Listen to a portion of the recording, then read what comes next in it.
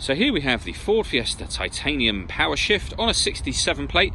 I'm going to start off by showing you around the outside of the car, and then we'll hop in and run through some controls on the inside. But from the outside you can see it's a 5-door car with alloy wheels and tinted windows.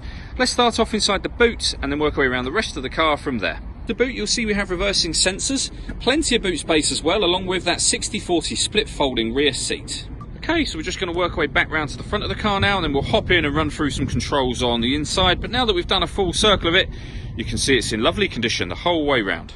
Just briefly before we climb in, I think it's well worth seeing the interior from this exterior point of view. There's plenty to run through on the dashboard, so let's hop in and we'll do that right now. Okay, so now that we're inside the car, we're going to start with the dials. On the left hand side we have the rev counter, and on the right hand side we have the speedometer. In the middle you can see it will show you what gear this car is in, so it's showing P for park at the moment. And then above that we've got the coolant temperature gauge and fuel gauges.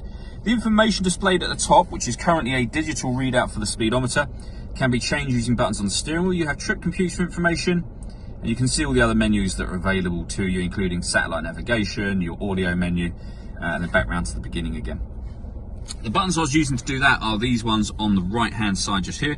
We've also got stereo controls over there, as well as the ability to answer and end phone calls, and we have voice activation for the phone. So hit that button, ask it to dial anyone in your contacts list, and it can do that for you without you taking your phone from your bag or your pocket. That is, of course, once you've paired up your phone, and I'll show you where that's done in just a moment.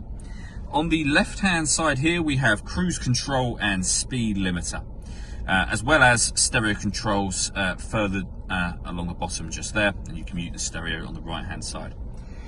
We have the touchscreen for the car just here. So first of all, with regards to pairing your phone, search for your vehicle on your device and select it once it is found. Just follow those instructions on screen. It's very easy to do. Audio is turned on from there, and then up the top you can see all the different ways in which you can listen to your music. So we have AM, FM and DAB digital radio.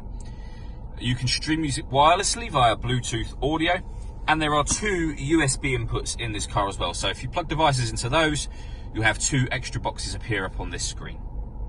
This car also has satellite navigation. There's a full video showing how this works on both our website and on our Facebook page, which are both well worth checking out. Below that section we have the climate control. So you can adjust the temperature, the fan speed up and down from here. You can determine where you'd like the air to be distributed within the car.